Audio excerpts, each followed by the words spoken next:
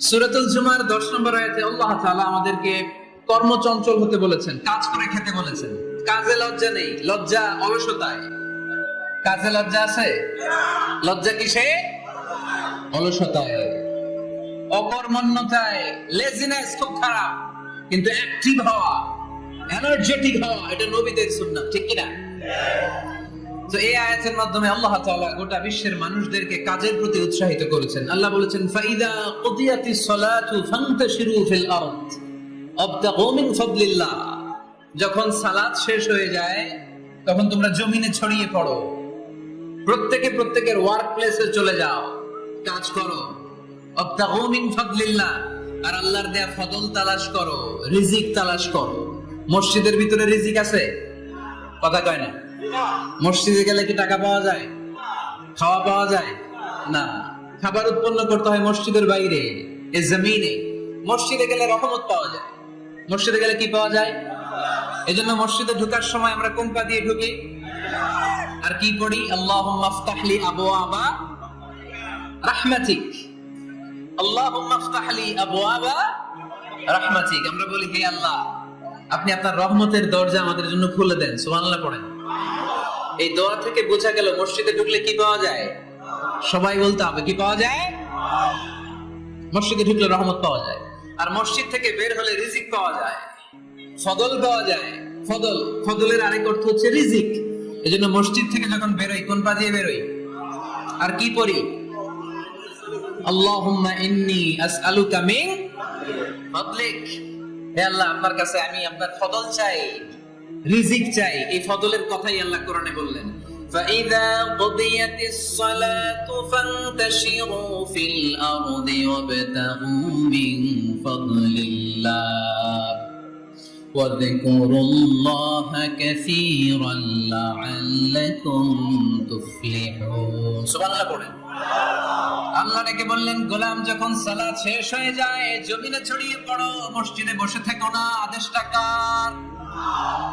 সালাত যখন শেষ মসজিদে বসে থাকার দরকার নাই, জমিনের মধ্যে ছড়িয়ে ছিটিয়ে পড়ো। ওয়াবতাগু মিন ফাদলিল্লাহ, আমার ফদল তালাশ করো, আমার রিজিক তালাশ করো, বেশি বেশি আমাকে স্মরণ করো। সুবহানাল্লাহ পড়েন। তার মানে ইসলামের বিধান হচ্ছে, যখন সালাতের সময় হবে আপনি মসজিদে যাবেন, আবার সালাত শেষ আপনি আপনার কাজে চলে যাবেন। when you are done with your salah, spread out to your workplace. কাজ শেষ তো আপনার কর্মস্থলে চলে যান। এটা হচ্ছে ইসলামের নিয়ম।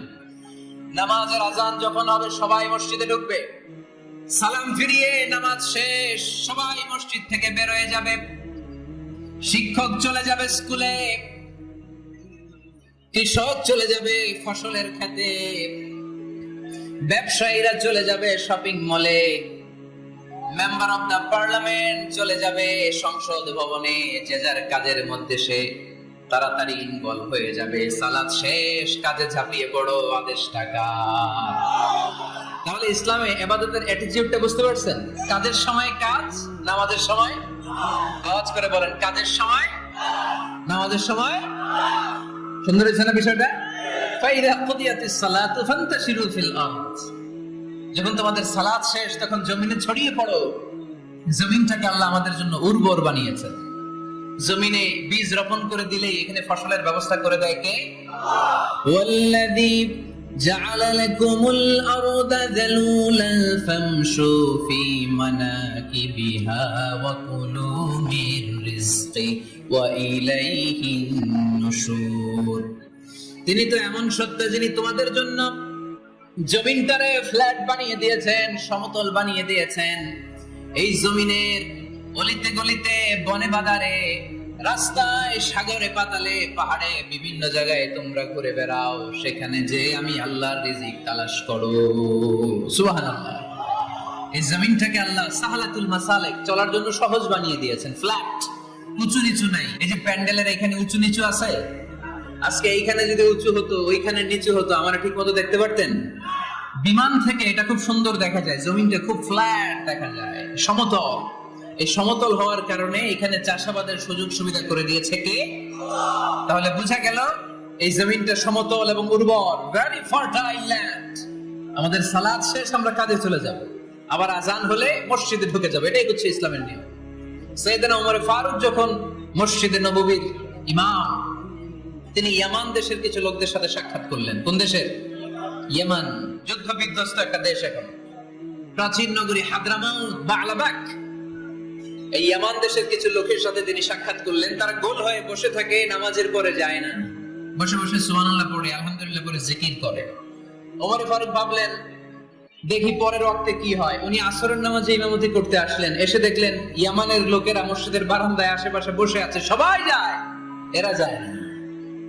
মাগরিবের সালাতে উনি ইমামতি করতে আসলেন, ওমর ফারুক নামাজ শেষ করে দেখলেন সবাই চলে যায়, কিন্তু ইয়ামানের লোকগুলো যায় না। এশার সালাত পর্যন্ত তিনি ওয়েট করলেন। এশার নামাজ পড়ে চলে যাওয়ার সময় ওমর ফারুক দেখলেন সবাই নামাজ পড়ে কাজে চলে যায়, কিন্তু ইয়ামান দেশের লোকগুলো যায় না। ওমর ফারুক বললেন, মা বালুকুম মা খাতবুকুম, ঘটনা কি? কি হয়েছে তোমাদের? সবাই নামাজ পড়ে চলে যায়, কাজে যায়, তোমরা যাও না কেন? এখানে কি করো? ইয়ামানিরা বলতে শুরু করলো, নাহনু আল মুতাওয়াক্কিলুনা আলাল্লাহ, আমরা এখানে আল্লাহর উপর তাওয়াক্কুল করে বসে আছি। ওমর ফারুক অবাক হলেন, আনতুম আল মুতাওয়াক্কিলুনা ফিল্লাহ, তোমরা আল্লাহর উপর তাওয়াক্কুল করে বসে আছো? তো এই যে সারাটা দিন খাটতি মেরে এখানে বসে থাকলে তোমাদের খাবার আসে কোত্থেকে? উপার্জন হয় কি করে? ইনকাম আসে কোত্থেকে? রুজি রুটি হয় কোত্থেকে? ইয়ামানি লোকগুলো বলল, আমরা এখানে বসে বসে জিকির করি, তেলাওয়াত করি, বুজুর্গের মতো বসে থাকি, আমাদের বুজুর্গিয়া জিকির দেখে আশেপাশের লোকেরা এসে আমাদেরকে খাবার দিয়ে যায়।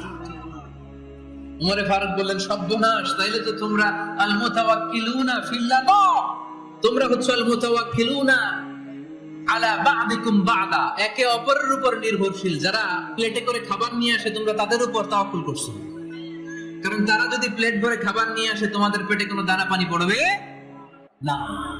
তোমরা আল্লাহর উপর মুতাওয়াক্কিলুনা আলাল্লাহ নও, তোমাদের সাধ্যের সবটুকু করার পরে তারপরে তোমরা তাওয়াক্কুল করবে। কি সুন্দর ইসলাম! এক সাহাবী বললেন, ইয়া রাসূলুল্লাহ, আমি ওটে চড়ে এসেছি, তো আপনি তো আমাদেরকে তাওয়াক্কুলের ওয়াজ করেছেন, আমি ওটের রশিটা গাছের মধ্যে না বেঁধে যদি শুয়ে থেকে আল্লাহর উপর তাওয়াক্কুল করি, ওটটা থাকবে না? বিশ্বনবী বললেন, না, তোমার ওট থাকবে না, আগে রশি দিয়ে ওটটা বাঁধো, ইয়াকিলহা সুম্মা তাওয়াক্কাল আলাল্লাহ, আগে টাইট করে রশি দিয়ে গাছের সাথে ওটের রশিটা বাঁধো, এরপর আল্লাহর উপর তাওয়াক্কুল করো, এটার নাম তাওয়াক্কুল। চিল্লায় বলেন ঠিক কি না? আপনার পার্টটা আপনার করতে হবে, আপনার যে রোল, এই রোলটা প্লে করতে হবে। আপনার সর্বোচ্চটুকু করার পরে আমরা তাওয়াক্কুল করি একজনের উপর। চিল্লায় বলেন তিনি কে? ওমর ফারুক বললেন, তোমরা মুতাওয়াক্কিলুনা আলাল্লাহ নাও, তোমরা বের হয়ে যাও, খবরদার এরপরে কোনোদিন তোমাদেরকে যেন এই মসজিদের মধ্যে ঘাপটি মেরে গোল হয়ে বসে থাকতে না দেখা যায়। কারণ ফাইদা কুদিয়াতিস সালাতু ফান্তাশিরু ফিল আরদ ওয়াবতাগু মিন ফাদলিল্লাহ, ইসলামের বিধান হচ্ছে যখন নামাজ শেষ মসজিদে বসে থাকা যাবে। চিল্লায় বলেন বসে থাকা যাবে? যাবে না, সর্বোচ্চটুকু করে তারপরে আপনাকে বের হয়ে যেতে হবে। প্রতিদিন সকালবেলা পাখির বাসা থেকে দেখবেন পাখিগুলো খালি পেটে বের হয়ে যায়। আপনাদের এই এলাকায় পাখির বাসা আছে? কি পাখির বাসা আছে? হ্যাঁ, সব পাখি আছে। তো সকালবেলা দেখবেন পাখির বাসা থেকে পাখিগুলো খালি পেটে বের হয়ে যায়। বিকেল বেলায় পাখিগুলোর ওদর পূর্তি করে, পেট ভর্তি করে আবার পাখির নিড়ে ফিরিয়ে দেয় কে? কারণ পাখিগুলো তাওয়াক্কুল করেছে কার উপর?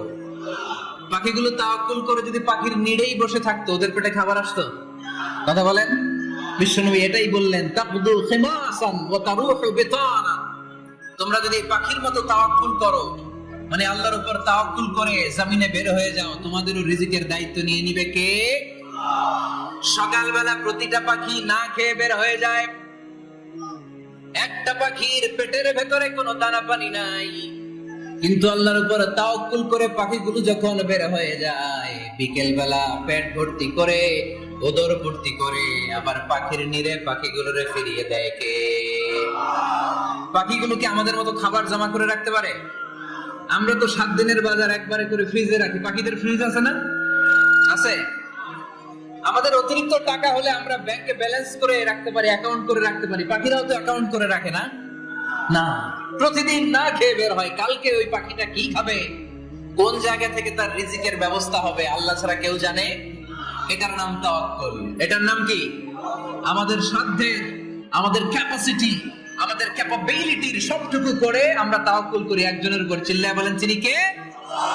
এজন্য ইসলাম আমাদেরকে শিখায় সালাত যখন শেষ বের হয়ে যাও, কাজে নেমে পড়ো। কাজে কোনো লজ্জা নাই, পরিশ্রমে কোনো লজ্জা আছে?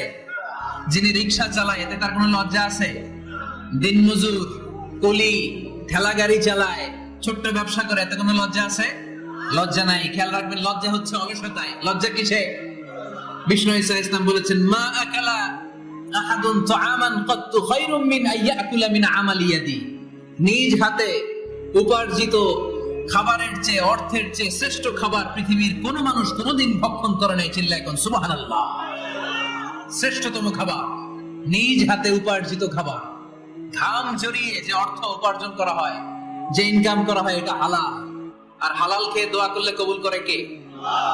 এজন্য খেটে খাওয়া মানুষ, শ্রমজীবী মানুষ আর মেহনতি মানুষদেরকে বিশ্বনবী খুব ভালোবাসতেন। তারা বিশ্বনবীর বন্ধু আর বিশ্বনবী ছিল তাদের বন্ধু। সুবহানাল্লাহ পড়েন। এত ভালোবাসতেন বিশ্বনবী খেটে খাওয়ার মেহনতি মানুষদেরকে। সব সময় বিষ্ণু ইসলাম তাদের জন্য দোয়া করতেন। এজন্য যারা খেটে খায় তারা কপালওয়ালা, তারা মুস্তাজাবুদ দাওয়া। তারা কি?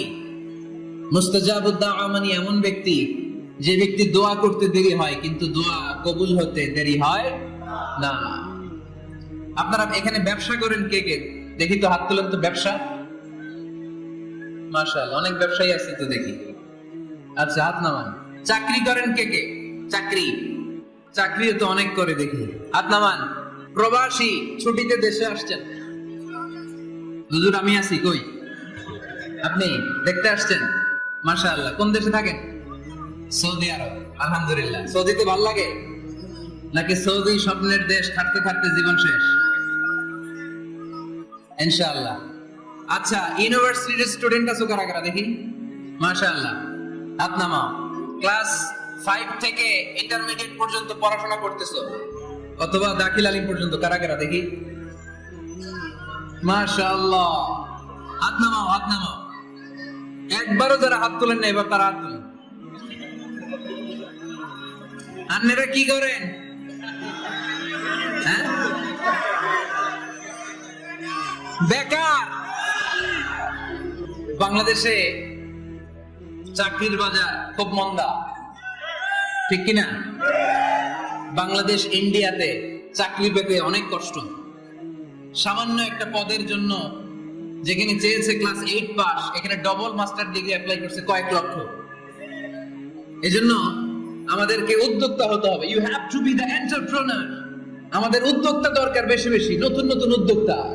নিজেই এমন আইডিয়া নিয়ে আসবে যে আইডিয়া বিক্রি করে, দুর্দান্ত আইডিয়া দিয়ে তুমি পুরো দেশ কাঁপিয়ে দিতে পারো। পারা যাবে না ছেলেরা? আইডিয়ার অনেক দাম। You have to generate new ideas. নতুন নতুন আইডিয়া এনে মানুষ গোটা বিশ্বকে তাক লাগিয়ে দিচ্ছে। এই যে গত কয়েক বছর আগে কারের একটা রাইড চালু হয়েছে, নাম হয়েছে উবার। কি নাম? ঢাকায় যারা চলাফেরা করেন তারা হয়তো চলেছেন। উবারের নাম শুনছেন না? এই উবার কোম্পানি কি করে জানেন? নিজেদের ব্যবসা নাই, পুঁজি নাই, পাত্তি নাই, অফিস নাই, কিচ্ছু নাই, কোটি কোটি টাকা হাতায় নিচ্ছে। Just idea, just they are generating new ideas. নতুন নতুন আইডিয়া দিয়ে গোটা বিশ্ব কাঁপিয়ে নিয়েছে একটা মোবাইল অ্যাপস এর মাধ্যমে। কিসের মাধ্যমে? Mobile apps. একটা কোম্পানি খুলেছে, গোটা বিশ্বের সব প্রাইভেট কারওয়ালারা ওইখানে রেজিস্ট্রেশন করে আপনি মোবাইলে কোথায় যাবেন, কোত্থেকে যাবেন লিখবেন, গাড়ি আপনার বাড়ির সামনে এসে হাজির। তার একটা পার্সেন্টেজ ওই উবার কোম্পানি পায়।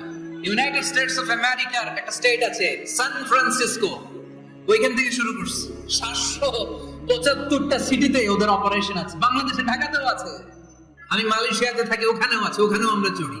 প্রায় 63টা দেশে ওদের কাজ বাজ আছে। গত বছরে 2018 সালে ওদের প্রফিট ছিল, রেভিনিউ ছিল 11.27 billion US dollar. 11.27 US billion dollar. Just they are selling their ideas. নতুন নতুন আইডিয়া দিয়ে গোটা বিশ্বকে পাচ্ছে। এই উবার যখন চালু হলো, আমি তখন মালয়েশিয়া শুনলাম বাংলাদেশে নতুন আরেকটা বাইরে হইছে, পাঠাও। কি নাম? এটা বোধহয় সারা বাংলাদেশ ব্যাপী হয় নাই, 3টা জায়গায়, সিলেটে, চট্টগ্রামে আর ঢাকায়। এরা আরো চালাক। বাংলাদেশের ছেলেপেলেদের মাথায় চিকন চিকন অনেক বুদ্ধি। এরা ভাবলো এই উবার দিয়ে আর আমরা কত আগাবো, আমাদের গাড়ি আরো ছোট করতে হবে। এরা মোটরসাইকেল রাইড দেওয়া শুরু করছে। জ্যামের শহর ঢাকা, চিপা চাপা দিয়া এরা আপনারা নিয়ে জায়গা মতো পৌঁছাই দিবে। এরপরে কত কিছু বানাচ্ছে ছেলেপেলেরা, আমি তো এগুলো দেখে অবাক। রকমারি.com নাম শুনছো? বিক্রয়.com নাম শুনছো? ঘরে বসে বসে কোটি কোটি টাকা হাতিয়ে নিচ্ছে তারা, just they are selling their ideas. যেহেতু আমাদের চাকরি কম, ওই চাকরির বাজারে আমরা লাইন দিতে চাই না, আমাদের মেধাকে খাটিয়ে খাটিয়ে আমরা নতুন তরুণ উদ্যোক্তা বানাতে চাই। চিল্লায় বলো ঠিক কিনা? উদ্যোক্তা যত বাড়বে ততই দেশের কল্যাণ হবে। মানুষ তাদের আইডিয়াকে কাজে লাগিয়ে গোটা বিশ্বকে তাক লাগিয়ে দিচ্ছে। আমরা আমাদের সমতল ভূমিতে চাষ করতে চাই না। মালয়েশিয়াতে একটা এলাকা আছে ক্যামেরুন হাইল্যান্ড, ওরা পাহাড়ের মধ্যে চাষাবাদ করে গোটা মালয়েশিয়ার খাদ্যদ্রব্যের অভাবকে মুক্ত করে দিয়েছে। পাহাড়ের মধ্যে ওখানে ফুলের বাগান, ক্যামেরুন হাইল্যান্ড প্রায় 6000 ফিট উঁচু, প্রচন্ড ঠান্ডা। এই ঠান্ডা পাহাড়ে হিল ট্রাক্টস এরিয়াতে মালয়েশিয়ার এই ক্যামেরুন হাইল্যান্ডে ওখানে আছে ফুলের বাগান, আছে ফলের বাগান, আছে চায়ের বাগান, ওখানে মধুর চাষ হয়, ওখানে শাকসবজি চাষ হয়, ওখানে অনেক কিছু চাষাবাদ হয়। ওই ফলমূল শাকসবজি দিয়ে গোটা মালয়েশিয়ার 14টা স্টেটে যত শাক সবজি ফলমূল লাগবে ওরা আঞ্জাম দেয়। আর আমরা আমাদের সমতল ভূমিতে চাষ করতে চাই না। আমরা চাষাবাদকে খুব লজ্জা মনে করি, এটা ভুল আইডিয়া। আমাদের যে এলাকা যে জিনিসের জন্য বিখ্যাত ওইটাকে আমাদের ব্র্যান্ডিং করতে হবে। লক্ষ্মীপুর কিসের জন্য বিখ্যাত? নারিকেল সুপারি। নারিকেল সুপারি যে পৃথিবীর কত মানুষ, ইন্দোনেশিয়ান লোকেরা মুড়ির মতো খায় নারিকেল আর সুপারি। তো এইটারে আমাদের ব্র্যান্ডিং করতে হবে। যেই দেশে যেটা আছে, যে এলাকা যেই পণ্যের জন্য বিখ্যাত ওইটা আমাদের ব্র্যান্ডিং করতে হবে। আমাদের আদমজির জুট মিল বন্ধ না? ভাওয়ানি জুট মিল বন্ধ। আমাদের পাট শিল্পকে ধ্বংস করে দিয়ে ইন্ডিয়া এখন ওই কটনের পাঞ্জাবি বানায়, জুট কটনের পাঞ্জাবি আছে না নাই? পুরো বাংলাদেশের মার্কেট এই জুট কটনের পাঞ্জাবি দিয়ে সয়লাভ। আমাদের বাংলাদেশের পাট দিয়ে যদি আমরা মিহি পাঞ্জাবি বানাতে পারতাম, গোটা বিশ্বকে, বিশ্ব বাজারকে আমরা দখল করে নিতে পারতাম, ঠিক কিনা? এজন্য আমাদেরকে নতুন নতুন আইডিয়া জেনারেট করতে হবে। চাকরির পিছনে বসে থাকলে চলবে না।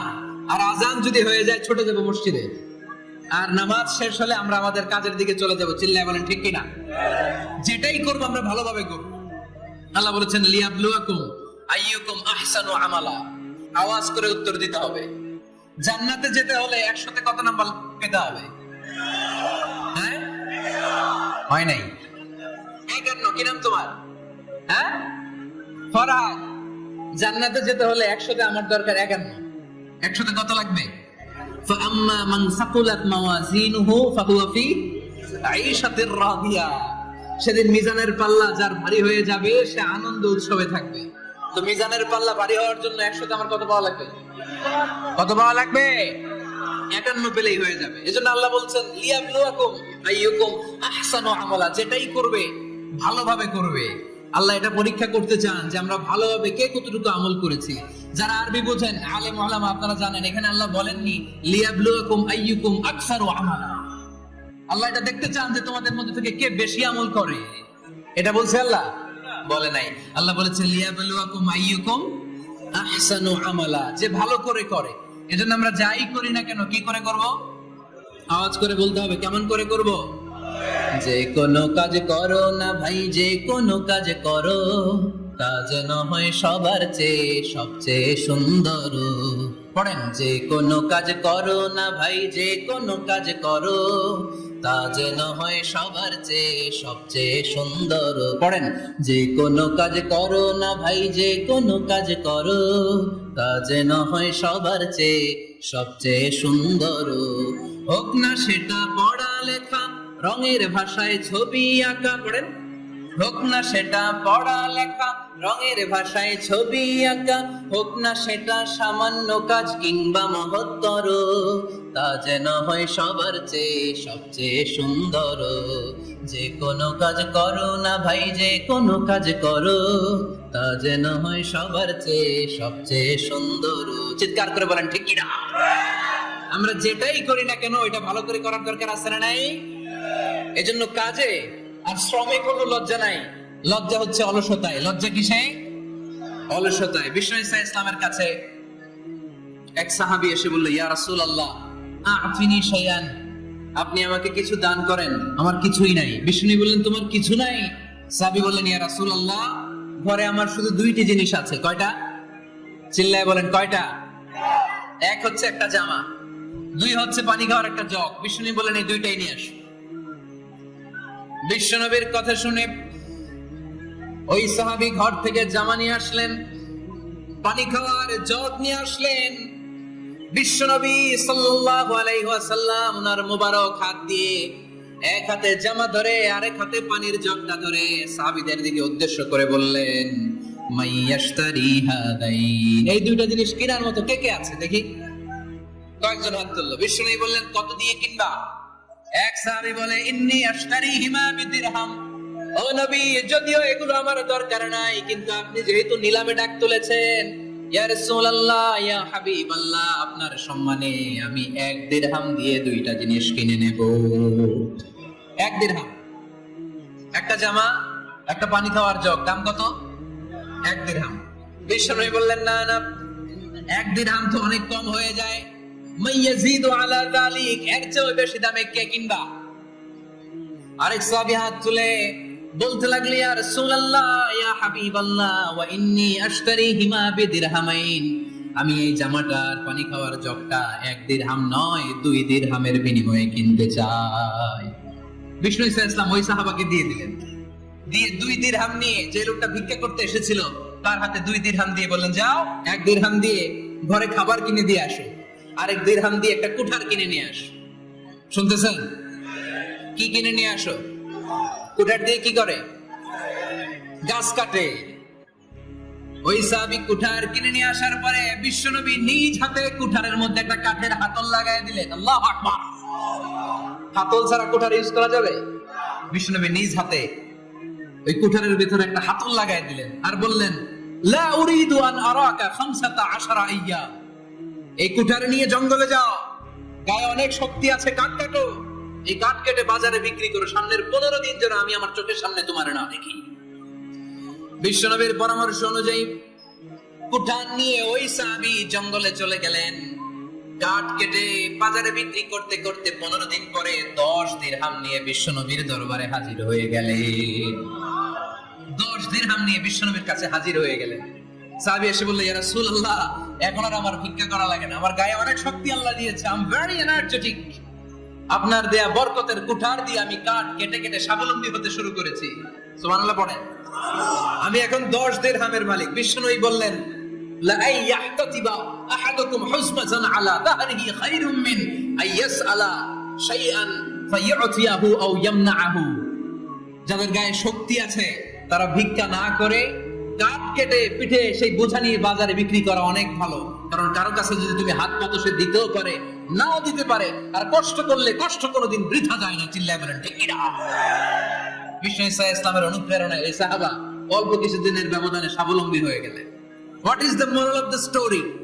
বিশ্বনবীর এই প্রফেটিক স্টোরি থেকে আমাদের কি শিক্ষা?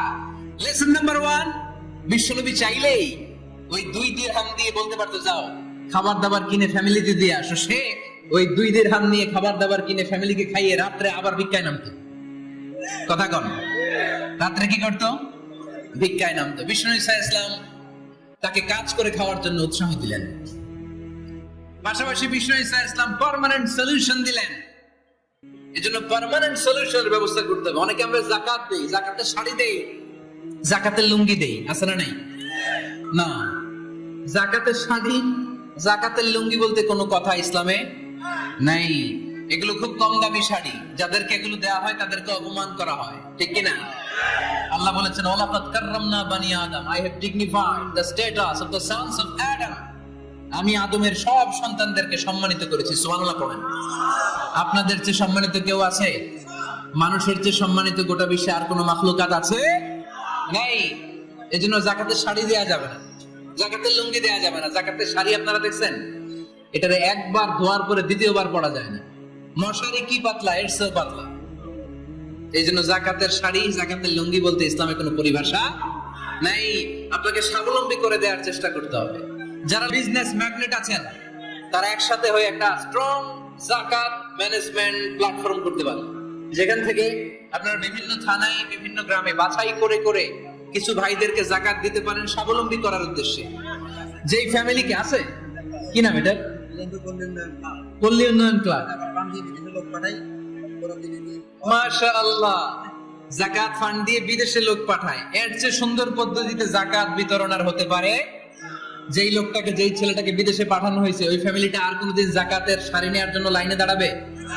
যেই ছেলেটাকে ওনারা অস্ট্রেলিয়ান গাভী কিনে দিছে, দুধ বিক্রি করে যেই ফ্যামিলিটা স্বাবলম্বী হতে শুরু করেছে, তারা আর কোনোদিন যাকাতের লাইনে যেয়ে দাঁড়াবে না। এজন্য যাকাত দিতে হবে স্বাবলম্বী করার জন্য। ইসলাম আমাদেরকে এটাই শিখিয়েছে, কাজ করে খেতে হবে। কাজে লজ্জা নেই, লজ্জা হচ্ছে অলসতায়। লজ্জা কিসে? আজকের আলোচনা থেকে এটা মুখস্থ করে নিতে হবে। কাজে লজ্জা নেই, ইয়াংস্টাররা। শ্রমে লজ্জা নেই, পরিশ্রমে লজ্জা নেই, লজ্জা অলসতায়। লজ্জা কিসে? আরো জোরে। নবীরা কি এমনি এমনি বসে বসে খাইছে? কঠিন পরিস্থিতিতেও নবীরা পরিশ্রম করে উপার্জন করা লেগেছে, ঠিক কিনা? সাইয়েদনা মারিয়াম আলাইহিস সালাম, যার নামে আল্লাহ তাআলা কোরআনে একটা সূরা দিলেন, উনি পৃথিবীতে এমন একজন মহিয়সী নারী, যেই নারীর গর্ভে, যেই নারীর পেটের ভেতরে স্বামীর স্পর্শ ছাড়া সন্তান দিয়েছে কে? সাইয়েদনা ঈসা আলাইহিস সালাম পেটে আসলেন, মারিয়াম আলাইহিস সালাম লজ্জা পেলেন। হায় হায়, কেমন করে এলাকাবাসীদের কাছে আমি আমার মুখ দেখাবো? বিয়ে করি নাই, স্বামী নাই, বিয়ে হয় নাই, স্বামী নাই, কিন্তু পেটে সন্তান চলে এসেছে। হায় হায়, এলাকায় কেমনে মুখ দেখাবো? লজ্জায় পড়ে মারিয়াম আলাইহিস সালাম এলাকা থেকে চলে গেলেন। কি অবাক করে কাণ্ড! বাচ্চা ভূমিষ্ঠ হওয়ার জন্য, বড় হওয়ার জন্য 6 মাস 7 মাস লাগে নাই, পেটে বাচ্চা আসার সাথে সাথে বাচ্চাটারে বড় করে দিয়েছে কে? সাইয়েদাতুনা মারিয়াম আলাইহিস সালাম এবার বসে বললেন, বুঝতে আরম্ভ করলেন প্রেগন্যান্সির পেইন উঠেছে। হঠাৎ করে পেট থেকে বাচ্চা ভূমিষ্ঠ হয়ে যাওয়ার পরে উনি কাঁপতে আরম্ভ করলেন। ক্ষুধার চোটে খাবার কিছু নাই, সামনে ঝর্ণা, উপরে একটা খেজুর গাছ। সাইয়েদনা ঈসা আলাইহিস সালামকে কোলে নিয়ে মনে মনে ভাবে, হায় রে, কেউ যদি একটু খেজুর পেড়ে দিত, এই ক্ষুধার মুহূর্তে আমি খেজুর খেয়ে পেটের ক্ষুধা নিবারণ করতাম। রব্বুল আলামিন মারিয়ামকে উদ্দেশ্য করে আয়াত নাযিল করে দিলেন, ওয়া উযি ইলাইকি বিজিযিন নাখলাতি তুসাকিত আলাইকি রুতাবান জানিয়া। কুরআন সাক্ষী, উযি ইলাইকি বিজিযিন নাখলা, এর মানে হচ্ছে মারিয়াম, কেউ পেড়ে দিবে না, একটু কষ্ট করে হাতটা উঁচু করে খেজুরের ডালা ধরে ছাগনি মারো, কষ্ট সে কাঁচা পাকা খেজুর নিচের দিকে পড়বে, তারপর তুমি তুলে খাবে। সুবহানাল্লাহ পড়ে। আল্লাহ চাইলে অটোমেটিক্যালি কারামাত হিসেবে খেজুরগুলো নিচে ফেলতে পারতেন না? কথা কোন? খেজুরগুলো অটোমেটিক্যালি নিচের দিকে পড়ছে? পড়ে নাই। আল্লাহ শিক্ষা দিয়েছে, যেই পরিস্থিতিতে থাকো না কেন, তোমাকে শ্রম ব্যয় করে, কষ্ট করে তোমার উপার্জন করতে হবে, রিজিকের বন্দোবস্ত করতে হবে। চিল্লায় বলেন ঠিক কিনা? ইসলাম আমাদেরকে এটাই শিখিয়েছে, কাজে লজ্জা নাই। আবার বিশ্বনবী বললেন, ইন কামাতিস সাআ ওয়া ফি ইয়াদি আহাদিকুম ফাসিলাতুন, তোমাদের কারো হাতে যদি একটা চারা বীজ থাকে, সে যদি দেখে কিয়ামত হতে শুরু করেছে, فإن استطاع أن يغرسها قبل أن تقوم الساعة فليغرسها, কারো হাতে একটা চারা বীজ নিয়ত করেছে, চারা বীজটা রোপণ করবে। ইন দা মিন টাইম দেখলো কিয়ামত হতে শুরু করেছে, বিশ্বনবী বললেন, যদি তোমার সুযোগ থাকে কিয়ামত হওয়ার আগে চারা বীজটা রোপণ করে দাও। কথা বুঝতে পেরেছেন? আপনার হাতে একটা চারা বীজ, আপনি প্ল্যান করেছেন এই চারা বীজটা রোপণ করবেন। ইন দা মিন টাইম দেখলেন কি হওয়া শুরু হয়েছে? ইদা জুলজিলাতিল আরদু জিলজালাহা, দ্য বিগেস্ট আর্থকোয়েক, ভূমিকম্প শুরু হয়েছে, কিয়ামত হয়ে যাবে। বিশ্বনবী বললেন, কিয়ামত হইতেছে ওদিকে, আর তোমার হাতে যদি চারা বীজ থাকে, দেরি করো না, কিয়ামত তোমার কাছ পর্যন্ত আসার আগে সুযোগ পেলে চারা বীজটা রোপণ করে দাও। ইসলাম শিখিয়েছে শেষ নিঃশ্বাস পর্যন্ত তোমাকে লড়ে যেতে হবে। এই পৃথিবীতে কেউ কাউকে জায়গা করে দেয় না, জায়গা করে নিতে হবে। এই পৃথিবীটা, the life is not a bed of roses, এটা ফুল বিছানো কোনো ফুল সজ্জা নয়, এটা কণ্টকাকীর্ণ। কেউ আপনার স্পেস করে দিবে না, কেউ আপনাকে সুযোগ করে দিবে না, কেউ আপনার জায়গা করে দিবে না, বরং আপনি জায়গা করে নিলে টাইনা নিচে নামাবে। কথা বলেন? এজন্য কখনো অলসতাকে স্থান দেয়া যাবে। রাসূল বাত্তালি, দুক্কানু শয়তান, অলস মস্তিষ্ক শয়তানের আড্ডা। অলস যদি কেউ থাকে, এটারে টেনে বেঁধে কাজে নামাবেন, পারা যাবে? আমরা আজকে অলসতাকে নো বলে যাবে মাহফিল থেকে। অলসতাকে আমরা কি বলবো? আওয়াজ করে বলতে হবে। অলসতাকে কি বলবো আমরা? মুমিনের জীবনে কোনো অলসতা নেই। অলস হয় মুনাফিকরা। অলস হয় কারা? চিল্লায় বলতে হবে। মুমিনরা অলস হয়। অলস হয় কারা? এজন্য কোরআনে আল্লাহ এই কথাও বলে দিলেন, ওয়া ইযা কামু ইলাস সালাতি কামু কুসালা ইউরাউনান নাসা ওয়ালা ইয়াযকুরুনাল্লাহা ইল্লা কালিলা। সুবহানাল্লাহ পড়ে। মুনাফিকরা যখন মানুষকে দেখানোর জন্য নামাজে যায়, ওই নামাজে তাদের ইখলাস নাই, ওই নামাজের ভেতরে তাদের কোনো খুশু খুদু নাই, ওই নামাজের ভেতরে আছে শুধু অলসতা। ওই নামাজে কি আছে? কিন্তু আমরা যখন নামাজে যাই আমাদের অলসতা আছে? আমরা নামাজ পড়লে আমাদের হৃদয়টারে সজীব করে দেয় কে? আমরা ওযু করলে আমাদের মনটাকে চাঙ্গা করে দেয় কে? আমরা মসজিদে ঢুকলে হৃদয়টাকে প্রাণবন্ত করে দেয় কে? মুমিন তো নামাজে গেলে চাঙ্গা হয়, মুমিন ওযু করলে চাঙ্গা হয়। বিষ্ণু ঈসা ইসলাম বললেন, ইয়াকিদু শাইতানু আলা কাফিয়াতি রাসি আহাদিকুম ইদা নাম। খেয়াল করে শুনবেন ভাইরা, চমৎকার একটা হাদিস। আমরা যখন ঘুমোতে যাই, শয়তান আমাদের প্রত্যেকের মাথার পিছনে 3টা অলসতার গিট মারে।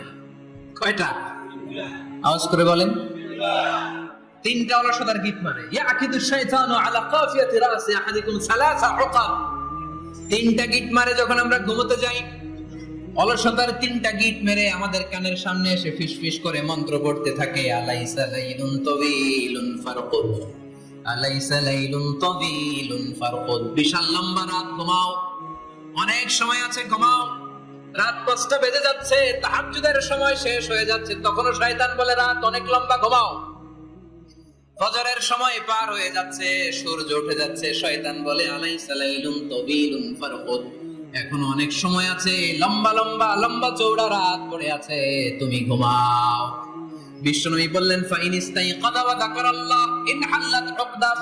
আমার উম্মতের কেউ যখন ঘুম থেকে জেগে ঘুম থেকে ওঠার দোয়া পড়া শুরু করে দেয়, অলসতার প্রথম গিটটা সাথে সাথে খুলে দেয় কে? আপনি ঘুম থেকে উঠেই যখন ঘুম থেকে ওঠার দোয়া পড়বেন, আপনার অলসতার প্রথম গিট খুলে দেয় কে? ঘুম থেকে ওঠার দোয়াটা কি? আলহামদুলিল্লাহিল্লাযী আহইয়ানা বা'দা মা আমাতানা ওয়া ইলাইহি নুশুর। প্রশংসা সে আল্লাহ, যে আল্লাহ আমাদেরকে লম্বা একটা ঘুম শেষে, মৃত্যু শেষে আমাদেরকে ঘুম থেকে উঠালেন। এই দোয়াটা পড়ার সাথে সাথে শয়তান যে 3টা গিট মারছে, ওই 3টার একটা খুলে দেয় কে? ফাইন তাওয়াদ্দা ইনহাল্লাত উকদাহ। ঘুম থেকে জেগে ঘুমের দোয়া পড়ার পরে যখন কেউ ওযু করে ফেলে, অলসতার দ্বিতীয় গিটটাও খুলে দেয় কে? ওযু করার পরে ফাইন সাল্লাত ইনহাল্লাত উকদা, নামাজের মুসল্লায় দাঁড়িয়ে যখন নামাজ শুরু করে দেয়, অলসতার 3 নাম্বার গিটটাও খুলে দেয় কে? 3টা গিট যখন খুলে দেয়, বিষ্ণু ঈসা ইসলাম বললেন, ফাসবাহা নাশীতাল কলব। নাশীত, তখন মুমিন বান্দা সজীব হয়ে ওঠে, প্রাণবন্ত হয়ে ওঠে, উচ্ছ্বসিত হয়ে ওঠে। ওয়া ইল্লা হাবিসান নাফসি কাসলান। আর যদি ঘুমিয়ে থাকে, 3টা গিট তার মাথার পেছনে শয়তানের অলসতার লেগে থাকে, তাহলে তার দিনটা শুরু হয় অলসতা দিয়ে, আর সে হয় অলসতার রাজা। চিল্লায় কোন ঠিক কিনা? এজন্য আমরা কি অলস হতে চাই না কর্মঠ হতে চাই? কোন নবীরা কি অলস ছিলেন? পৃথিবীতে কোন নবী অলস ছিলেন? সব নবী কর্মঠ ছিলেন। বিষ্ণু ঈসা ইসলাম বললেন, মা বাআসাল্লাহু নাবিয়্যান ইল্লা রাআল গানাম। এই পৃথিবীতে এমন কোন নবী নাই যেই নবী বকরি চড়ায় নাই। পৃথিবীতে এমন কোন নবী নাই যেই নবী কি চড়ায় নাই? ছাগল চড়ায় নাই। সাহাবারা বললেন, ইয়া রাসূলুল্লাহ আনতা কাযালিক, আপনিও ছাগল চড়াইছেন? বিষ্ণু ঈসা ইসলাম বললেন, না, আমিও ছাগল চড়িয়েছি। ওয়া ইন্নী আরআহা আলা কারারিতি আহলি মক্কা, আমি তো মক্কাবাসীদের অল্প কিছু পয়সার বিনিময়ে তাদের ছাগলগুলোকে চড়িয়ে দিতাম। সুবহানাল্লাহ পড়বেন না? বিষ্ণু ঈসা ইসলাম ছাগল চড়াতেন। ছাগল চড়ানো সহজ কাজ না কঠিন কাজ? কেন কঠিন এটা? হ্যাঁ, এরা খুঁটি মারে, হ্যাঁ, কি করে? বসে থাকতে হয়। তো ছাগল যারা পালে তারা জানে ছাগল পালা কত কষ্ট। ওরা ডানে টান দিলেও কই যায়? রশি ধরে বায়ে টান দিলে কই যায়? সামনে টানলে কই যায়? পিছনে টানলে কই যায়? সারা সপ্তাহ আপনি সময় পান না এটার গোসল করাবেন। ভাবলেন আজকে জুমার দিন আমিও গোসল করি, এটার গোসল করাই। এটারে আপনি পুকুর ঘাটে নিবেন, টান দিয়েছেন, ওর বাপের কিরা, ও 1 ইঞ্চি সামনে যাবে না। ঠিক কি না? এটার প্রাণী আল্লাহর কি কি মহিমা! আল্লাহ তাআলা পৃথিবীর সবচেয়ে শ্রেষ্ঠতম মানুষদেরকে ছাগল চড়িয়ে ছেড়েছেন। ঠিক কি না? মা বাআসাল্লাহু নাবিয়্যান ইল্লা রাআল গানাম। এই পৃথিবীতে এমন কোন নবী ছিল না যে নবীরা ছাগল চড়ায় নাই। আল্লাহ বুঝাতে চাইলেন ছাগল চড়ানো অনেক কষ্টের কাজ, অনেক ধৈর্যের প্রয়োজন। এখন নবীরা তোমরা ছাগল চড়াও, কিছুদিন পর ছাগলের চেয়েও টেরা জাতি মানুষ চড়াইতে হবে। মানুষের মধ্যে টেরা আছে না নাই? ভালো বললে ভালোটা বুঝে না, ডাইনে যেতে বললে বায়ে যায়, বায়ে যেতে বললে ডাইনে যায়, এরকম আছে না নাই? সম্মানিত ভাইরা, সমস্ত আম্বিয়া আলাইহিমুস সালাম ওনারা কর্মঠ ছিলেন। সাইয়েদনা আদম আলাইহিস সালাম নিজ হাতে চারা গাছ রোপণ করে চাষাবাদের কাজ করেছেন, সুবহানাল্লাহ পড়েন। সাইয়েদনা ইব্রাহিম আলাইহিস সালাম চাষাবাদের কাজ করেছেন। সাইয়েদনা দাউদ আলাইহিস সালাম নিজ হাতে যুদ্ধের জন্য যে পোশাক পরতে হয়, যেটা পরলে গায়ের মধ্যে ছুরি মারলে ঢুকে না, ওই শিরস্ত্রাণ বানিয়েছেন, নিজ হাতে তলোয়ার বানিয়েছেন, সুবহানাল্লাহ পড়েন। সাইয়েদনা মূসা আলাইহিস সালাম ছাগল চড়িয়েছেন। সাইয়েদনা মূসা আলাইহিস সালামের মেজাজ নরম না গরম? নবীদের মধ্যে সবচেয়ে বেশি মেজাজওয়ালা নবী ছিলেন মূসা আলাইহিস সালাম। উনিও 8 থেকে 10 বছর সাইয়েদনা শুআয়ব আলাইহিস সালামের এরিয়াতে ছাগল চড়িয়েছেন। চিল্লায় বলেন সুবহানাল্লাহ। এজন্য নবীরা যেহেতু কাজ করেছেন, কর্মঠ ছিলেন, আমরাও কর্মঠ হব, ঠিক কি না? সাহাবারাও কর্মঠ ছিলেন, বিশ্বনবীর সাহাবারাও ব্যবসা করতেন। সাইয়েদনা আবু বকরের বিশাল ব্যবসা প্রতিষ্ঠান ছিল, সুবহানাল্লাহ পড়েন। আপনারা হজ উমরা করেছেন কে কে দেখি? করছেন? মাশাআল্লাহ। যারা করে নাই আল্লাহ তাদেরকে আল্লাহর ঘর জিয়ারতের তুমি নসিব করো। আমিন। বিশ্বনবীর মাকবারার সামনে দাঁড়িয়ে আমরা যেন সালাম পেশ করতে পারি, তুমি নসিব করো। আমিন। বাইতুল্লাহ শরীফে এবং মসজিদ নববীতে আমরা যেন সালাত আদায় করতে পারি, আল্লাহ তুমি নসিব করো। সাইয়েদনা আবু বকর রাদিয়াল্লাহু তাআলা আনহুর ব্যবসা প্রতিষ্ঠান ছিল মক্কা কাবা ঘরের পাশেই। ওনার ব্যবসা প্রতিষ্ঠানগুলো যেখানে ছিল ঠিক ওইখানে সৌদি সরকার এখন শপিং মল বানিয়ে দিয়েছে, মাসজিদ আবু বকর। মক্কা শহরের যেখানে বহিরাগতরা এসে ওখানে ছাগল, ওখানে ঘোড়া, উট এগুলো রাখতো, আস্তাবল রাখতো, ঘোড়া আর উট যেখানে রাখা হতো ঠিক ওই জায়গায় সৌদি সরকার ওটার পার্কিং লট বানায় দিচ্ছে। মানে যেখানে আগে সাহাবাদের ব্যবসার জায়গা, ওইখানে বর্তমানে শপিং মল। যেখানে আগের সময়কাল সাহাবারা উট আর ঘোড়া রেখে বাঁধতো, ওইখানে এখন গাড়ি ঘোড়া রাখার ব্যবস্থা করা হয়েছে। সাইয়েদনা আবু বকর অনেক বড় ব্যবসায়ী ছিলেন। ওনার নিজ টাকা দিয়ে হাবাসা থেকে আসা সাইয়েদনা বেলালকে তিনি 20,000 স্বর্ণ মুদ্রা দিয়ে উমাইয়া ইবনে খালাফের কবল থেকে তিনি মুক্ত করেছেন। সাইয়েদনা উসমান যুন্নুরাইন বড় ব্যবসায়ী ছিলেন। নিজের টাকা দিয়ে মদিনার মুসলমানেরা পানি খেতে পারে না, বিরে রুমা নামে একটা কুয়া ছিল, এই কুয়ার মালিক ছিল ইহুদি। মুসলমানেরা পানি খেতে গেলে এসে বকা দিত, পানি খেতে দিত না। বিশ্বনবী বললেন, আমার সাহাবীদের মধ্যে এমন কি কেউ নাই নিজের অর্থায়নে বীরে রোমা কিনে মুসলমানদেরকে দিয়ে দিবে? সাইয়েদনা উসমান যুন্নুরাইন বলল, ইয়া রাসূলুল্লাহ, আপনার খেদমতে আমি হাজির। মুহূর্তের মধ্যে সাইয়েদনা উসমান যুন্নুরাইন নিজের অর্থায়নে বীরে রোমাটা কিনে মুসলমানদের জন্য সদকা করে দিয়েছে। তো ব্যবসা না করলে, কর্মঠ না হলে, উপার্জন না হলে সদকা করা যাবে? চিল্লায় বলেন করা যাবে।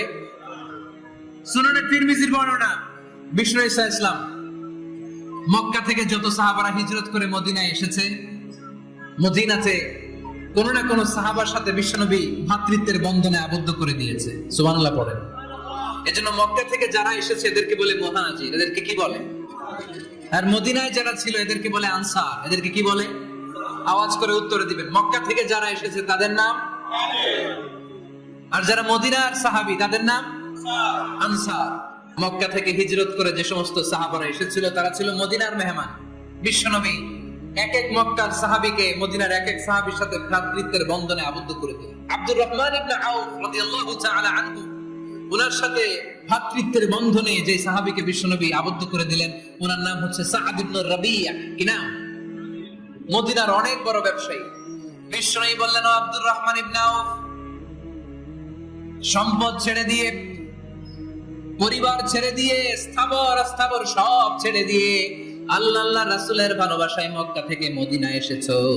মদিনায় তোমার চিন্তা নাই, সাদ ইবনে রবিকে আমি তোমার ভাই বানিয়ে নিলাম। সাদ ইবনে রবি তোমার আপন ভাইয়ের মতো। সাদ ইবনে রবি বলল, আব্দুর রহমান, জীবনে তোমারে কোনোদিন দেখি নাই, তোমার আমি চিনি না, তোমার নাম শুনি নাই, কিন্তু বিশ্বনবী তো তোমার দায়িত্ব আমাকে দিয়েছে।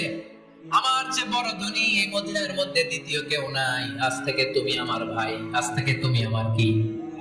আল্লাহ আমাকে যত সম্পত্তি দান করেছে তার অর্ধেক সম্পত্তি আমি তোমার নামে দিয়ে দিলাম। ও আব্দুর রহমান ইবনে আউফ, শুধু তাই নয়, রব্বুল আলামিন আমাকে 2 জন স্ত্রী দিয়েছে। কয়জন? তুমি দেখো আমার কোন স্ত্রীকে তোমার বেশি ভালো লাগে, যার নাম তুমি বলবে সাথে সাথে আমি তারে তালাক দিয়ে দিব।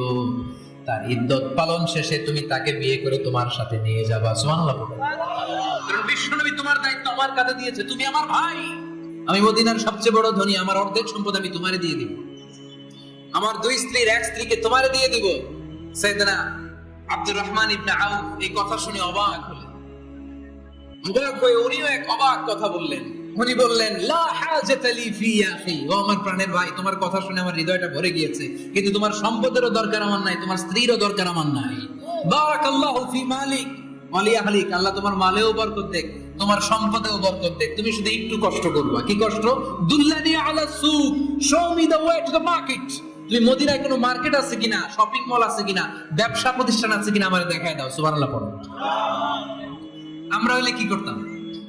একজন যদি বলা হয়, ভাই আপনি এখন থেকে ভাই, আমার অর্ধেক সম্পদ আপনারে দিয়ে দেব, কি করবে? পায়ের উপর পা তুলে খাবে আর বলবে কি আনন্দ আকাশে বাতাসে, ঠিক কিনা? এরপর যদি বলি, ভাই আমার দুই বউ, যেটারে সুন্দর লাগে বলেন তালাক দিয়ে দেই, নিয়ে যান, কি বলবে? কি আনন্দ আকাশে বাতাস। আল্লাহ রাসূলের সাহাবী আব্দুর রহমান ইবনে আউফ বললেন, লা হাজাতা লি ফি, আমার দরকার নেই। দুল্লানি আলা সুক, just show me the way to market. এখানে মার্কেট কই আছে দেখায় দাও।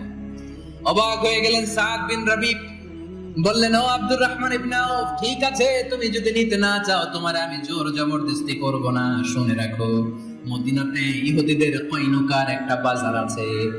এই কথা বলার সাথে সাথে আব্দুর রহমান ইবনে আউফ চলে গেলেন। এর পরের দিন অল্প কিছু পনির আর ঘি দিয়ে ব্যবসা শুরু করলেন। পনির আর ঘিয়ের ব্যবসা করতে করতে করতে করতে ব্যবসায় তিনি এত লাভ করলেন, উনি বললেন, আমি যদি কখনো মদিনার বালুর মধ্যে হাত দিতাম, ওই বালুটারও সোনা বানায় দিত কে? দুল্লানি আলা সুক। কর্মঠ যুবক ভাইরা, এই আব্দুর রহমান ইবনে আউফ আমাদের প্রেরণা। উনি অন্যের ঘাড়ে পাড়া দিয়ে খেতে চায় নাই, আরেকজনের উপর ডিপেন্ডেন্ট বা নির্ভরশীল হতে চায় নাই। তিনি স্বাবলম্বী হওয়ার শিক্ষা, লেসন কিয়ামত পর্যন্ত গোটা বিশ্বের যুবকদের জন্য রেখে গিয়েছে। চিল্লায় বলো ঠিক কিনা?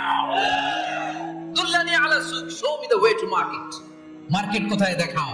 পনির আর ঘি নিয়ে ব্যবসা করতে করতে কয়েক মাসের ব্যবধানে ইতিহাস সাক্ষী, সাইয়েদনা আব্দুর রহমান ইবনে আউফ মদিনার বিশাল বড় বিজনেস ম্যাগনেটে পরিণত হয়ে গেলেন। চিল্লায় পড়েন আল্লাহু আকবার। এজন্য ব্যবসার ভিতরে বরকত ঢুকিয়ে দিয়েছে কে?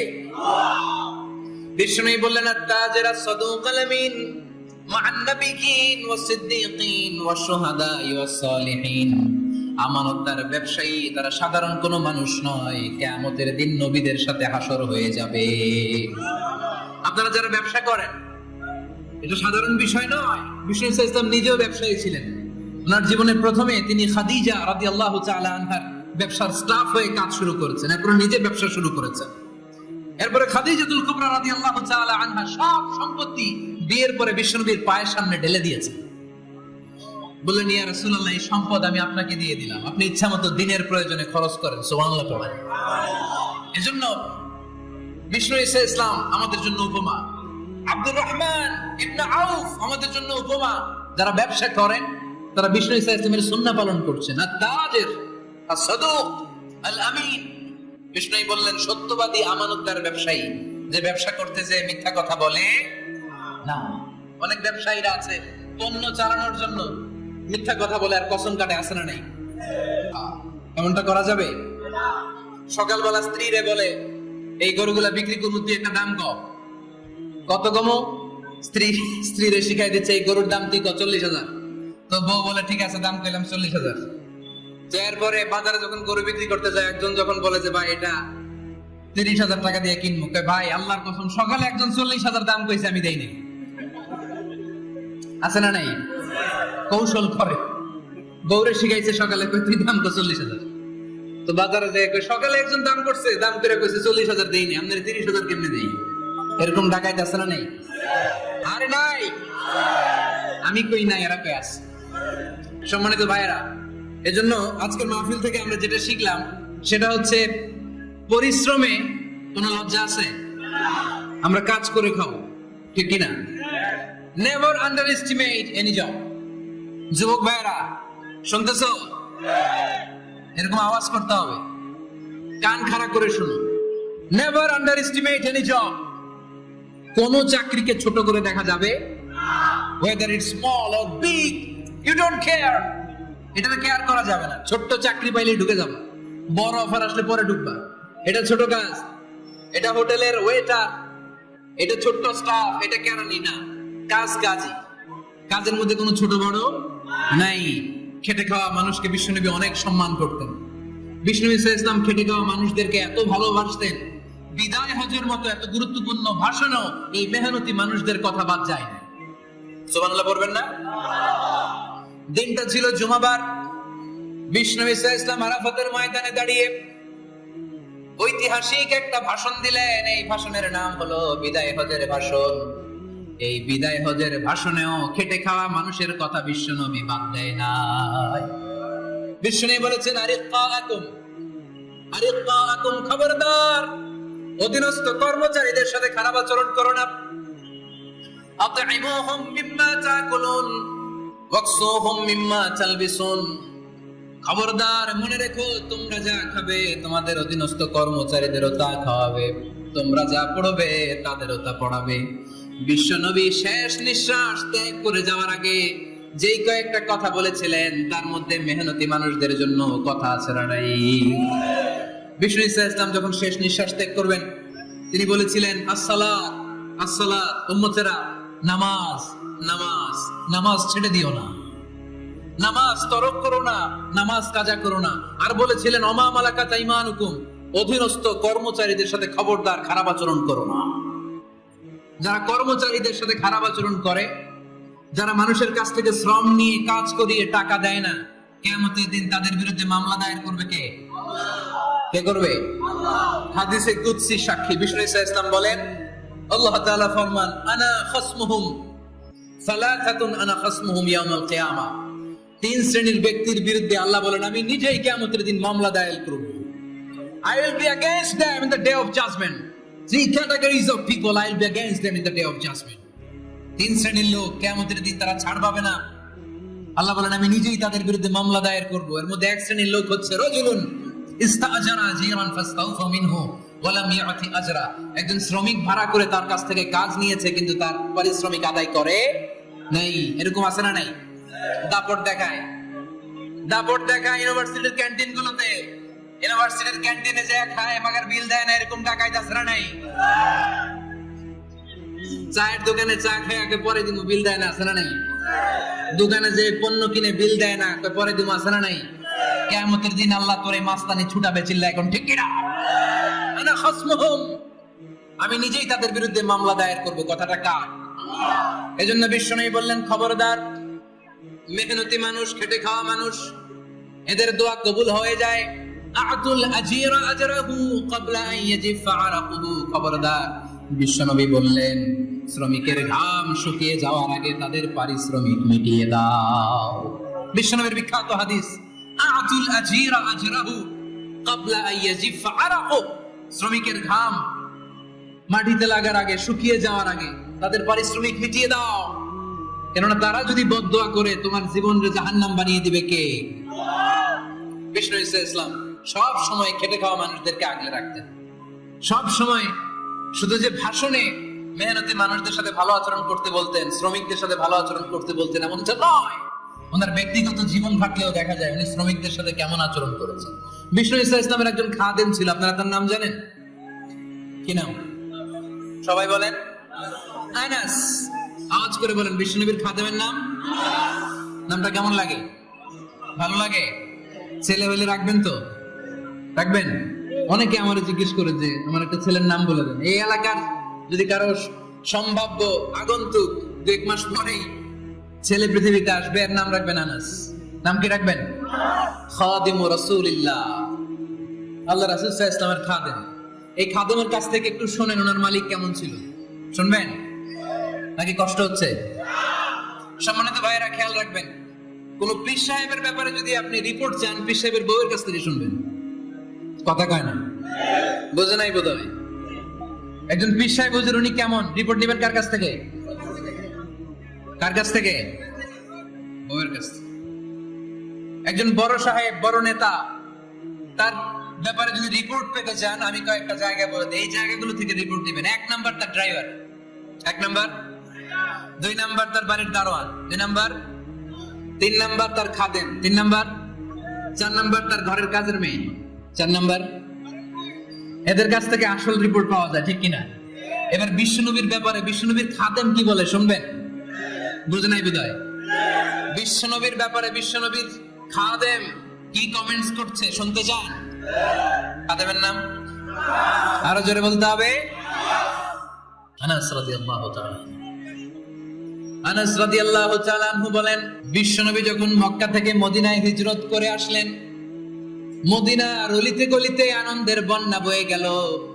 তলা আল বাদরু আলাইনা বলে সবাই বিশ্বনবীকে বরণ করে নিল, সবাই বিশ্বনবীর সাথে দেখা করতে আসলো। সবাই যখন আনসারী নারী পুরুষরা দেখা করতে যায়, আমার আম্মাও বলল, আনাস মক্কা থেকে বিশ্বনবী এসেছে, চলো তোমারে নিয়ে দেখা করতে যাই। আনাসের মা আনাস রাদিয়াল্লাহু তাআলা আনহু তখন খুব ছোট্ট, তিনি যে দেখে মানুষের ভিড়ে আনাসকে নিয়ে সামনে যাওয়া যায়, আর তিনি দেখলেন মদিনার অলিতে গলিতে মানুষের ভিড়, আনসারী আবাল বৃদ্ধ বনিতা নারী পুরুষ সবাই বিশ্বনবীর সাথে দেখা করছে, আর যারাই দেখা করছে হাতে কোনো না কোনো হাদিয়া নিয়ে বিশ্বনবীর সাথে দেখা করতেছে। সুবহানাল্লাহ কবেন না? আনসারী যত সাহাবারা বিশ্বনবীর সাথে দেখা করতে এসেছে, কে নিয়ে আসছে? কথা কয় না? তাহাদাও তাহাব্বু, হাদিয়া দাও, একে অপরকে হাদিয়া দাও, তোমাদের মধ্যে ভালোবাসার বন্ধনকে বাড়িয়ে দিবে কে? আনাসের মা বললেন, আমি মানুষ ধাক্কাতে ধাক্কাতে বিশ্বনবীর সামনে পর্যন্ত গেলাম, যে দেখি সবাই বিশ্বনবীর হাদিয়া দেয়। আমি বিশ্বনবীর সামনে যে কাঁদো কাঁদো সরে বললাম, ইয়া রাসূলুল্লাহ ইয়া হাবিবাল্লাহ, লাম ইউবকি রাজুলুন ওয়ালা ইমরাআতুন মিনাল আমসার ইল্লা ক্বাদ আতফাকা বিতুহফা। ও নবী, আমি দেখতে পেয়েছি আনসারী এমন কোন নারী নাই, এমন কোন পুরুষ নাই যে আপনাকে আপনার হাতে কোনো না কোনো হাদিয়া দেয় নাই। ওয়া ইন্নী লা আকদিরু আলা যালিকা মা উতফিকুকা বি, কিন্তু ইয়া রাসূলুল্লাহ ইয়া হাবিবাল্লাহ, আমার কাছে তো কোনো টাকা নাই, আমার কাছে কোনো পয়সা নাই, আমার ঘরে এমন কোন জিনিস নাই যে জিনিসটা আমি আপনারে হাদিয়া দেব, ইল্লা ইবনি হাদা, আমার এই নার ছেড়া ধন কলিজার টুকরা সন্তান আনাস ছাড়া। ও আখিরি জামানার পয়গম্বর, আমি আমার কলিজার টুকরা আনাসকে আপনারে হাদিয়া দিয়ে দিলাম। ইয়া রাসূলুল্লাহ, মদিনার আনসারী এমন কোন নারী পুরুষ কেউ তো বাকি নাই যে আপনাকে হাদিয়া দেয় নাই, সবাই তো হাদিয়া দিল। কথাটা শুনতেছিলেন? আনাস রাদিয়াল্লাহু তাআলা আনহুর মা বললেন, ইয়া রাসূলুল্লাহ, আনসারী এমন কোন নারী নাই, এমন কোন পুরুষ নাই যে আপনারে হাদিয়া দেয় নাই, কিন্তু আমার তো হাদিয়া দেওয়ার মতো কিছু নাই আমার এই কলিজার টুকরা আনাস ছাড়া। কি আর আমি করব, আমার কলিজার টুকরা আনাসকে আমি আপনার দরবারে হাদিয়া দিয়ে দিলাম। ইয়া রাসূলুল্লাহ, আমার ছেলেটারই আপনারে হাদিয়া দিলাম। খুদ হাদা ইয়াখদুমু কামা বাদালাক, আপনার যেই কাজ লাগবে, যেই খেদমতের প্রয়োজন, আপনার এই খেদমত করবে।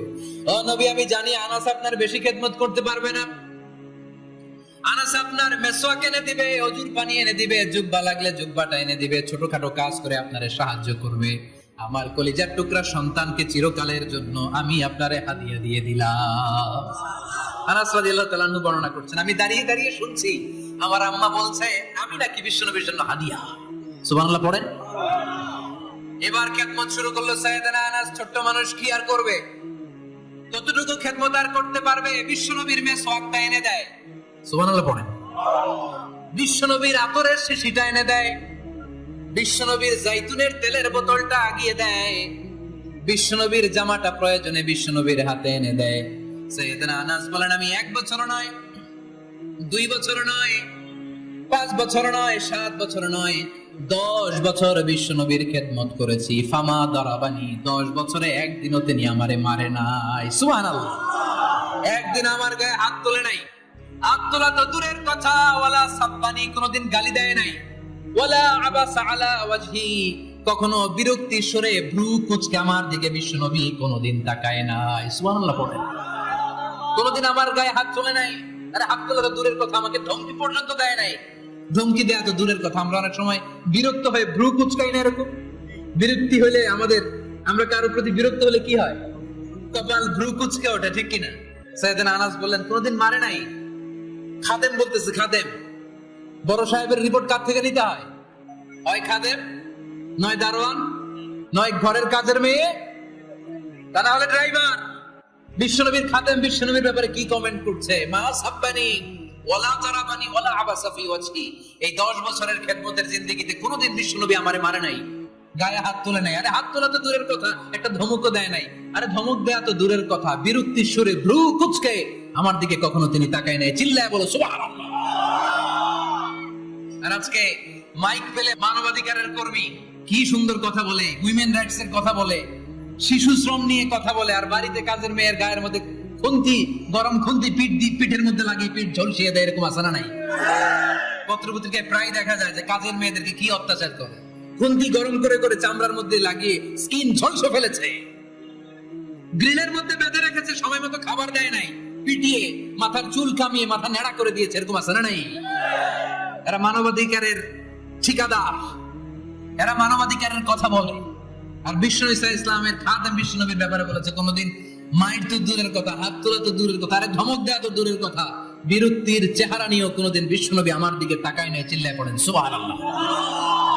বিশ্বনবী একবার সাইয়েদনা আনাস রাদিয়াল্লাহু তাআলা আনহুকে একটা ছোট্ট জিনিস আনতে পাঠালেন। সাইয়েদনা আনাস রাদিয়াল্লাহু তাআলা আনহু জিনিসটা আনতে যে মদিনার অলিতে গলিতে বাচ্চাদের খেলা দেখে জিনিস আনতে ভুলে খেলায় দাঁড়িয়ে গেলেন। ছোট মানুষ, ছোট্ট একটা বাচ্চা যদি আমার সাথে নেই, সে কি আমার প্রয়োজন বুঝবে? আমার সেন্টিমেন্ট যেরকম বাচ্চা কি ওটা টের পাবে? ছোট্ট আনাসকে বললেন আমার জুব্বা নিয়ে আসো। বিষ্ণু ইসলাম শাম দেশের জুব্বা পড়তো, বলতেন জুব্বা নিয়ে এসো। জুব্বা আনতে যখন বেরোলেন আনাস রাদিয়াল্লাহু তাআলা আনহু, দেখলেন মদিনার অলিতে গলিতে বাচ্চারা কুতকুত খেলে। কি খেলে? আপনারা খেলেন?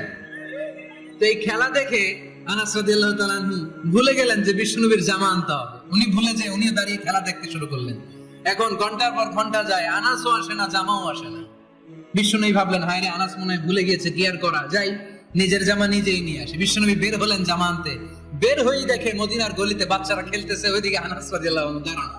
বিষ্ণু ইসলাম কিছু বললেন না, যে উনিও আনাস রাদিয়াল্লাহু তাআলা আনহুর পাশে দাঁড়িয়ে খেলা দেখতে আরম্ভ করলেন। সুবহানাল্লাহ পড়বেন না?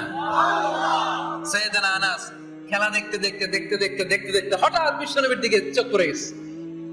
বিশ্বনবীর চোখের দেখে যখন সাইয়েদনা আনাস রাদিয়াল্লাহু তাআলা আনহুর চোখ পড়ে গেছে, সাইয়েদনা আনাস বলে আমার কলিজাটা এখান থেকে এই দিকে চলে আসছে। ভয়ে।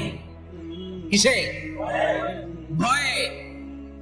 উনি বললেন আমার গলা শুকিয়ে যেতে আরম্ভ করলো, কাঁপতে লাগলাম। আয় হায়, এখন আমার মনে পড়ছে বিশ্বনবী জামা আনতে পাঠাইছিল, ভুলে গেছে খেলার আবেশে পড়ে। উনি বললেন বিশ্বনবী আমারে ধমক দেন নাই, আমার গায়ে হাত তোলেন নাই, জামা আনতে পাঠাইছি, এখানে খেলা দেখতেছো এটাও বলেন নাই, বিরক্তিও প্রকাশ করেন নাই। বিশ্বনবী শুধু একটা হাসি দিয়েছেন, স্মাইল। কি দিয়েছেন? একটা মুচকি হাসি দিয়েছেন। কি হাসি? সাইয়েদনা আনাস বলে ওই যে ওই দিনের বিশ্বনবীর মুচকি হাসির শাসন মরার আগের দিন পর্যন্ত আমি আনাসকে সোজা রাস্তায় রেখেছি, আর ডানে বায়ে নেই। শাসন করতে জানলে লাঠি লাগে না, শাসন করতে জানলে ধমক লাগে না, শাসন করতে জানলে পিট্টি দেয়া লাগে না, মুচকি হাসি দিয়ে শাসন করা যায় কি যায় না? সাইয়েদনা আনাস বলেন কোনোদিন মারে নাই, কোনোদিন ধমক দেয় নাই, সব সময় আমাকে আদর করেছে। চিল্লায় পড়েন সুবহানাল্লাহ। এজন্য সব সময় বিষ্ণু ইসলাম শ্রমিকদেরকে ভালোবাসতেন। শ্রমিক কোনো লজ্জা নাই, লজ্জা হচ্ছে অলসতায়। আজ থেকে এই মাহফিল, এই এত বড় আয়োজন, এত বড় গ্যাদারিং তখনই সার্থক হবে যখন আমরা এই সিদ্ধান্তে আসতে পারবো যে আমরা অলস সময় কাটাবো না, আমরা আমাদের এই সময়গুলোকে প্রোডাক্টিভ ওয়েতে কাজে লাগাবো, কোনো না কোনো কাজের সাথে জড়িত হব।